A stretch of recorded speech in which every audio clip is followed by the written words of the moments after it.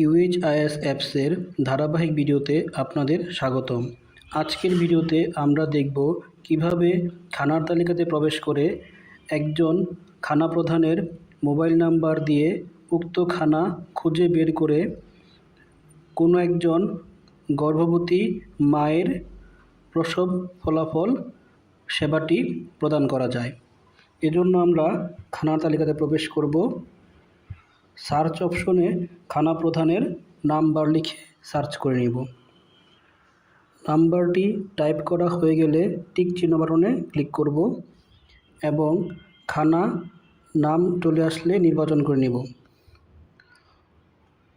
উক্ত খানা থেকে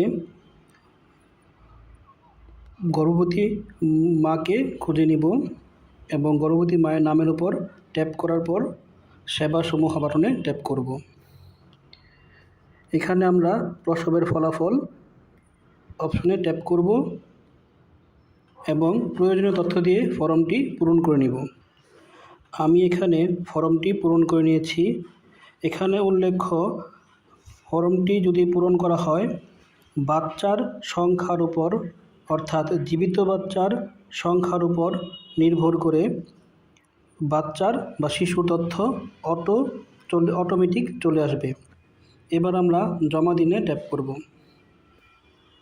এভাবে করে সামারিতে ফলাফল দেখে সম্পূর্ণতে ক্লিক করলে সেবাটি সম্পন্ন হবে।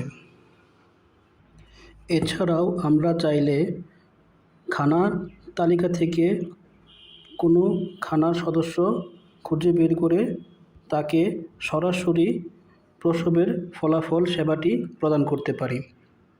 তার জন্য আমরা খানার নামের উপর ক্লিক করে খানা সদস্য নির্বাচন করে সেবা সমূহ বাটনে ট্যাপ করে প্রসবের ফলাফল বাটনটিতে ট্যাপ করলে উক্ত সেবাটি দেওয়া যাবে।